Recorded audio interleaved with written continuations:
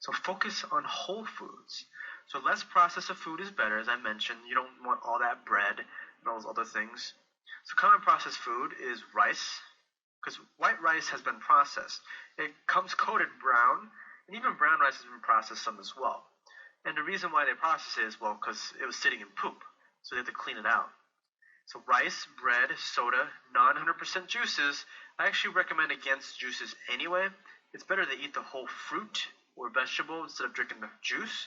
But non-100% juices are worse because they put sugar in it. And a lot of times, depending on your country, you'll put high fructose corn syrup, which is in a lot of soda, and that stuff's worse than sugar.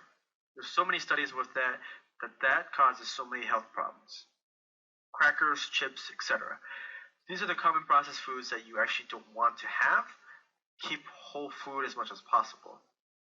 So whole foods to focus on: lentils, kidney beans, pinto beans, remember black beans as well. Vegetables, fruits, lean chicken, grass-fed beef, pork, non-heavy mercury fish. So some fish has a lot of mercury in it from the ocean, and you want to stay away from those fish. I don't have the specifics right now of those, but if you look it up, you'll find that certain fish, certain salmon as well, has a lot of mercury in it. Now there's also people who sell fish that has no mercury in it, and you want to stay away probably from farmed fish, because farmed fish has a lot of problems because they usually put chemicals into them. And grass-fed beef is also better for you than, it tastes different too, and it has a lot more protein than the processed beef where they put like all the steroids and antibiotics into the cows. Those go into the kids, and that's just not a good thing for us. There's going to be a lot of freaks in the future because we're using all these chemicals that are not proven. It also includes GMO. So when I say GMO, that's genetically modified. If you eat soybean, 80% of all soybeans in the world is genetically modified, and actually damages humans in a really intense way. So if you're going to drink soybean, make sure it's non-GMO, so non-genetically modified. And there's a company who's going around and making GMO stuff, and they're sort of hated by a lot of countries, but they're going around and actually ruining a lot of economies, even when they go to India and other countries. Monsanto, there it is, that's the name of them, Monsanto. I think that's the name.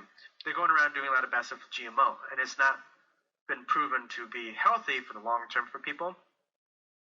Stay away from GMO.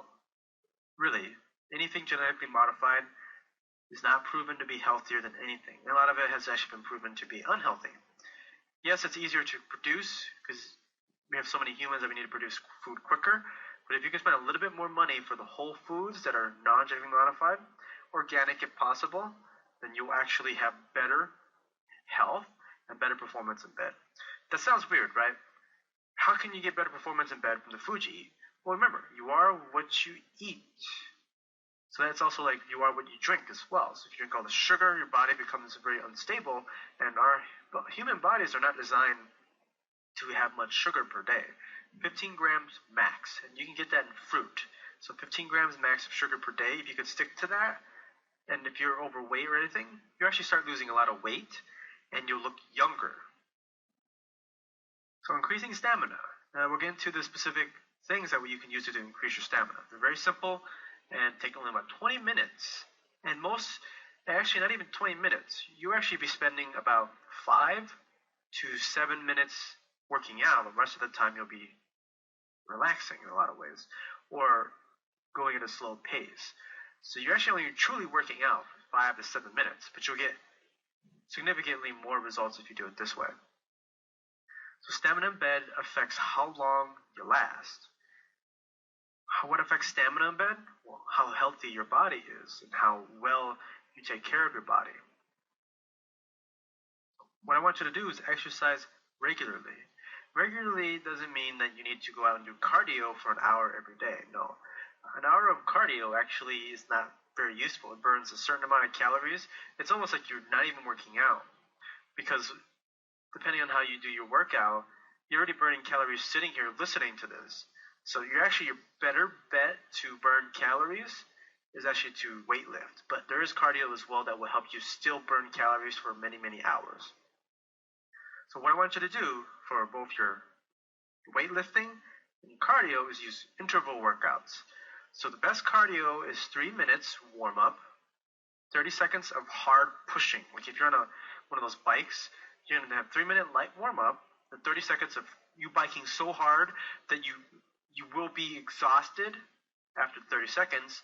Then you at the 1 minute and 30 seconds after that, you go back to your light cycling. You repeat the 30 seconds again.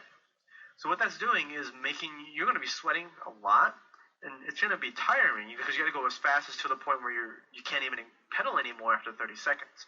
That is hard pedaling. But it also tells your body and spikes up your intervals inside your body to be like, oh, we got to burn stuff. Oh, we got to burn stuff. And it sort of tricks your body into doing that process for for 4 or 5 more hours. So 3 minutes warm up, 30 seconds of hard pushing, 1 minute and 30 seconds of light cardio. Repeat this 8 times. You'll finish at about 19 minutes and have a cool down.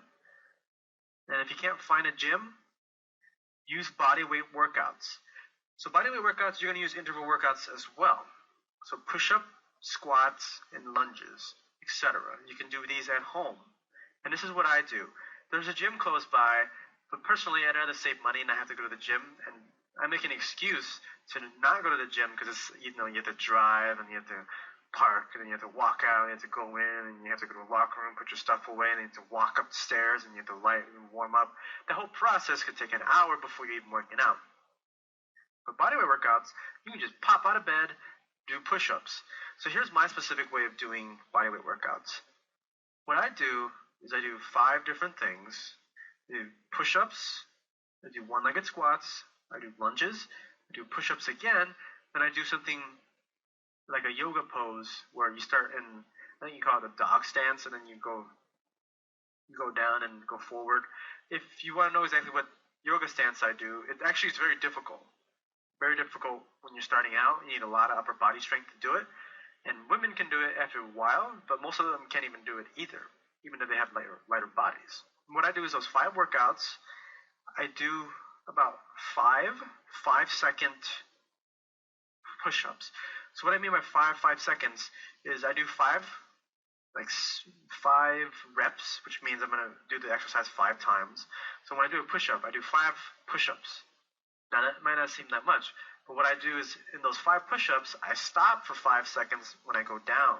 So when you push-ups, when you start up, then you bend your arms, hold that for 5 seconds, and then go back up, hold that for 5 seconds, go back down, hold that for 5 seconds. So this literally takes about 25 to 30 seconds to do all your exercises. And I do it 5 times, so that's 30 seconds, and I would have 3-minute breaks in between it. 3-minute breaks. So you would be doing push-ups, 3-minute break, then I would do one-legged squats, 3-minute break, and I do push-ups again, but these are different kind of push-ups. These are ones I put my arms closer together and farther apart, so I do 4 here actually, and then that's it. So 5 seconds, and then you just repeat the process. You'll start finding that will actually give you more muscle than trying to keep doing so many reps. It's not about when you're working out, it's not about how many reps you do. It's actually when you activate the growth hormones in your muscle. It doesn't require much effort to activate the growth hormones in your muscle. And if you actually go to excess, it will actually damage your muscles, and they won't grow as much as if you just activated the growth hormone itself. Well, how do you activate the growth hormone? Well, you do heavier workouts. One way to get heavier weights is actually to use the intervals of 5 seconds, because your body needs to adjust to that, and it will be heavier for it, and it will put more strain on your muscles in some ways. Not too much strain though. I'm going to put a book at the bottom of this that I use as bodyweight workout. It's, I think, You Are Your Own Gym is the name of the book. I'm going to go ahead and get you the link. So let's go ahead and get moving to the next part. But if you need more information, let me know. I've actually gotten a lot of men to do these workouts, and they're finding amazing results in their health, losing a lot of body fat, and increasing their performance in bed. So if you can do these things, they're very simple. Oh, and here's how I space out how I work out as well. So 2 days, let's say today I'm going to do bodyweight workouts. And then another 2 days, I'm going to do interval workouts. So I have 2 days break in between each. So today, bodyweight workout, then skip 2 days, then cardio. Skip 2 days, then bodyweight workout. I'm only doing, in a week, 3 different workouts. And consists of only 20 minutes. Very simple. If you can get in the habit of doing those, you'll find amazing results in the rest of your life as well. Okay, for the PC muscle exercises, so this is your exercise for the week.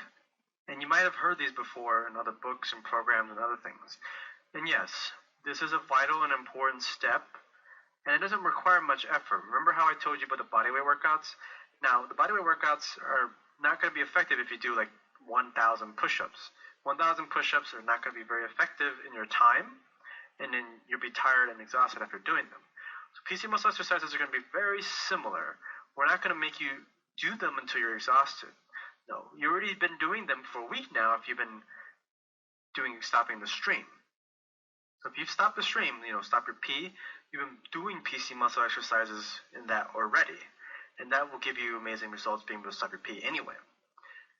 Yes, as I mentioned, these are always recommended by any book or coach. They are very vital to being endless man in bed.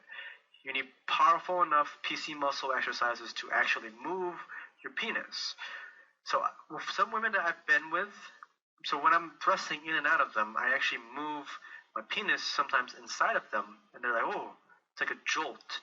If you can do that while you're thrusting, it will give them increased pleasure in a lot of ways. But it's more than just that. If they can move their PC muscle exercises, they can make it feel better for you as well, and it's tighter. So yes, PC muscle exercises are super required. Get them to the point where you can move your penis like inside a woman or just outside. So these are the same muscles that you use to stop the stream you'll be using in this exercise. So that's why I made you do stopping the stream before this one, so that you know exactly what those muscles are. Now you know how to use your PC muscles, which is just when you stop your pee. You're going to practice these daily. And the way that I would recommend practicing it is very simple.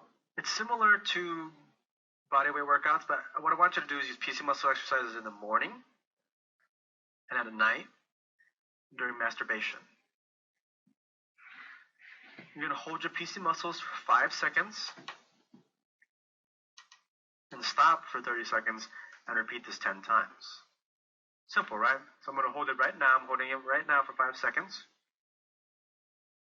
And I stop for 30 seconds. And then you repeat the process at least 10 times and do this at least 3 or 4 times per day, in the morning, in the afternoon, and at night. You can practice at meals, you can practice this while you're talking to people, they won't even know. Just practice them as like same as when you stop in your pees. Don't stop your stream, that's a vital exercise. Do it in the morning, during the daytime, and during masturbation, and at night. 3 to 4 times a day. And now you're going to be stacking the previous exercises with this exercise. Next week, we actually have something really good. So still keep doing your breathing exercises. Still breathe. That needs to become an unconscious habit. You need to be where you use your breathing, and then you can use it consciously as well, especially during sex. Still keep doing your breathing exercises, especially when you're mad. Do those breathing exercises, and you'll see your anger get reduced. Keep stopping the stream for 7 more days,